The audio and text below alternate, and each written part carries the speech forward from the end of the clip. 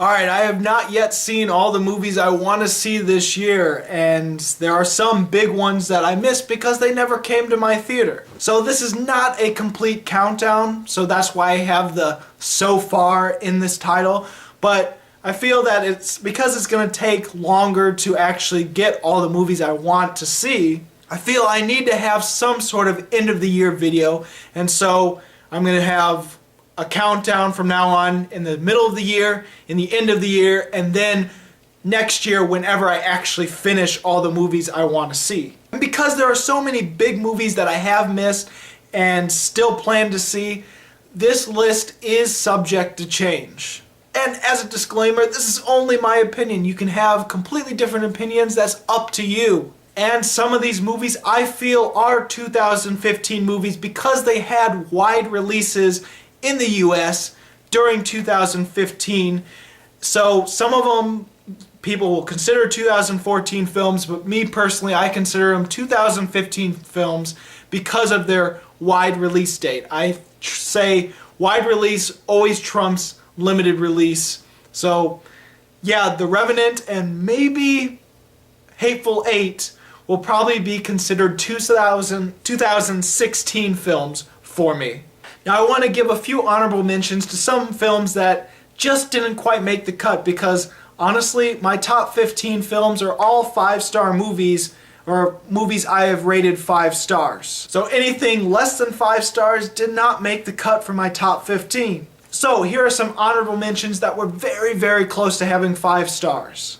Predestination, Dope, Me and Earl and the Dying Girl, Ant-Man, Shaun the Sheep, Spring, It Follows. And even though many consider this 2014, I consider it 2015 because it had a wide release in January, Selma.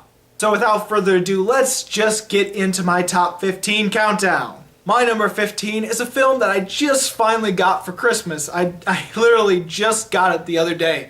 It is The Gift. It's a really great first attempt at directing for Joel Edgerton, and he was phenomenal in this film, as well as Jason Bateman and Rebecca Hall.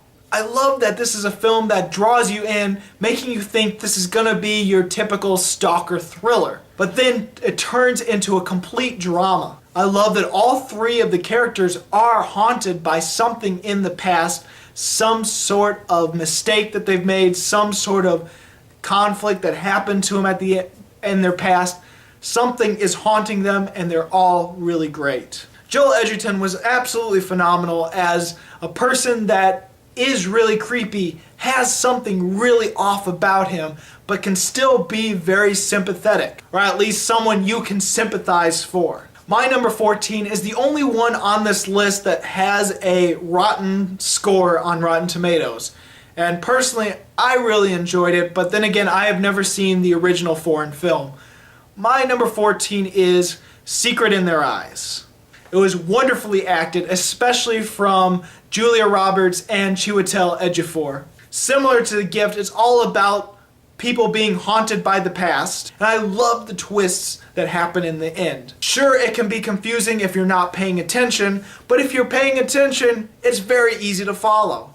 It was a really great mystery, and even though the past shouldn't have worked as well because you kind of know that the killer's gonna get away because they're still searching for him in the present, it still really worked for me.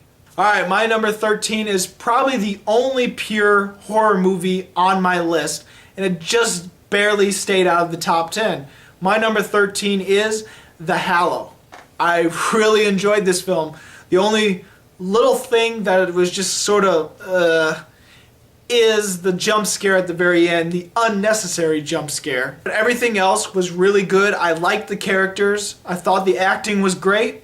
I really loved the mixture of fairy tale creatures with more scientific parasitic creatures that control minds. I thought it was really intense. Alright, my number 12 is a film that lasted about 10 weeks as my favorite film of the year, until something else bumped it down. My number 12 is Kingsman: The Secret Service. Honestly, it is my favorite spy movie of the year and the only spy movie that got 5 stars from me. But I did like Mission Impossible, and I did really enjoy Spectre and Spy. Kingsman, hands down, blew them all out of the water. If you like Kick-Ass and you like spy movies, you're probably most likely gonna love Kingsman, and I did. Almost reminded me of the Alex Rider book series. You know, the ones, Stormbreaker was the first one. I can't remember all the other ones, but I used to read them a lot. Alright, my number 11 is a really underrated film. It's a film that might have gone under the radar for many people. It actually has a really good score on Rotten Tomatoes, so it's really not an underrated film. It's just one of those films that a lot of people don't know about. My number 11 is Slow West. Really good Western, really good drama, has a lot of really neat comedic elements to it. Michael Fassbender is in it, so it can't be too bad. And it just has a lot of memorable things that I really enjoyed. Alright, we're finally in the top 10 for me, and my number 10 is Krampus. I loved its dark comedy feel. I loved how it felt like Gremlins and other classic Christmas stories.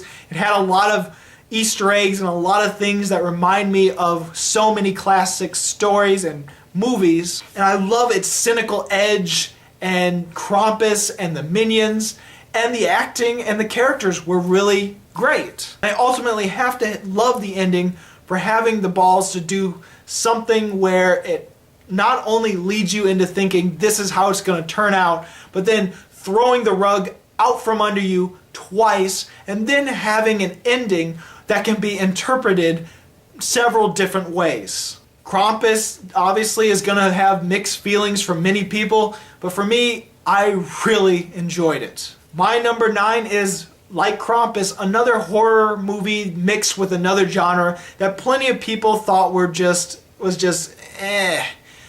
My number 9 is Crimson Peak. Now listen, I'm a big Guillermo del Toro fan. I've liked every one of his movies that I have seen. I haven't seen all of them, but all the movies I have seen I've really enjoyed, I've loved, and every one of them that he's just produced or written, most of them I thought were really great as well. I love the ultimate gothic style of the movie, which I love gothic novels. I'm a big fan of Edgar Allan Poe, and a lot of this reminded me of his style and some of the other gothic novelists of his generation. The characters were great, greatly acted by the entire cast, and it's very Guillermo del Toro. Okay, now where all those other movies still ultimately got 5 stars from me, the rest of the movies in this countdown are in a higher class, way above the movies I just mentioned. My number 8, Sicario. I've only seen the American movies that this guy's directed, but I've liked all 3 of them, and Sicario is right in the middle between Prisoners and Enemy. Emily Blunt was really great, but Benicio del Toro really stole the show, and his character was just plain awesome. There's just so much about Sicario that I liked. It's hard to explain, and things that I don't want to get into because I want to keep this countdown pretty short, but Sicario, great, amazing film. I still like Prisoners better though.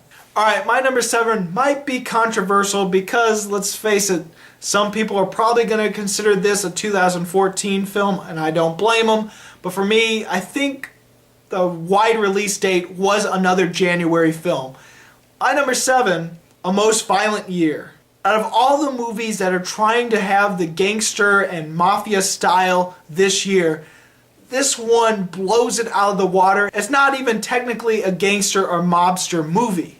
Instead, it's about competing business companies that happen to run it almost like a mafia. Oscar Isaac and Jessica Chastain were great together, both amazing actors, and just like Jessica Chastain having 2 movies in my top 15 list of this year, Oscar Isaac has 2 more movies that he was in this year that are even higher on my list. I think you probably know exactly which ones I'm going to be talking about.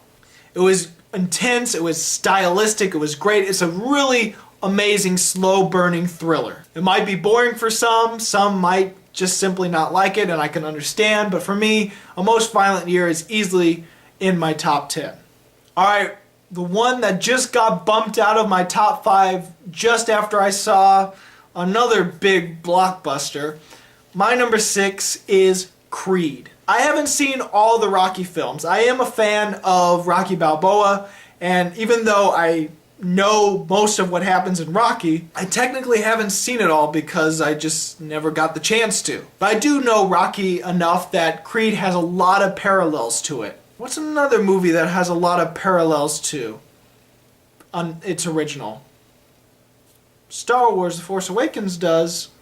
Yeah, many people claim that's a complete ripoff of Star Wars, while Creed is not considered a ripoff by most people. Wonder why that is. But anyway, Creed is a really amazing boxing film, a really great drama. Sylvester Stallone kills it as a supporting actor, and I'm surprised that he still has some really good acting performances in him, while Michael B. Jordan is amazing as always. Even though I do really enjoy Southpaw, this one blew Southpaw out of the water. So my number 5 is another film with Oscar Isaac. I told you there's going to be 2 more with him in it in my countdown. And my number 5 is Ex Machina. It's a really smart, slow-paced thriller, a great sci-fi, really interesting, and even though I can understand people being bored out of their mind with it, I was entertained throughout. I thought all the character dynamics was really intense and nice. I really liked all the acting, all the characters. Alicia Vikander is amazing. Oscar Isaac is really awesome. And even though I do like Domhnall Gleeson as an actor, he was probably the weakest performance of the 3. And I don't think it's his performance. It might just be the character being just too nice and too bland of a character. But I love that the whole thing was kind of like a chess match between these 3 characters, and you're limited to just these 3 characters in the movie practically, because the other character doesn't talk at all. Really great movie. My number 4 has a lot of Oscar buzz, and if it is nominated and some of my other favorite films that I like higher aren't nominated, I would not mind this movie winning. Spotlight. Incredible true story, really horrific when you think of the consequences and the conspiracies to it. Amazingly acted. Okay, my number 3 I just talked about. You probably thought by how much I talked about it, it would be my number 1. But my number 3, Star Wars: The Force Awakens. For me, it's my second favorite Star Wars film of all time. It just beat out New Hope for me. But I still feel Empire Strikes Back is my favorite one so far. But with how much this film set up and all the burning questions I have, it might be that 8 and 9 managed to surpass Empire Strikes Back eventually, and that would be epic. All the new characters are great, all the great acting, everything is just so goddamn epic, and is the most action-packed film of the year. Now for me, my number 2 film is the most intense, suspenseful, while also being one of the funniest movies of the year as well. It is The Martian. This is a film that makes science and biology and chemistry and all that kind of stuff that you might take for granted and just think, it's just a course I have to get through. Makes it really fun and makes it seem like, yeah, this stuff could really save your life, especially if you're stranded on frickin' Mars. Matt Damon was amazing in this film. Actually, this is the 3rd film Jessica Chastain was in on my list. So Jessica Chastain and Oscar Isaac have 3 films that they were in my top 15. And they were in a movie together for one of them. That's crazy. But The Martian is really intense, really epic, just so goddamn suspenseful, and just, I was on the edge of my seat practically the entire time of the film. It's Castaway on Mars and much, much more. Okay, my number 1, still number 1, has been my number 1 for over 30 weeks in a row, I think. Yeah, I think it's over 30 weeks in a row, and it's still my number 1 film of 2015. I don't think I'm going to talk too much about it because I've said enough for it.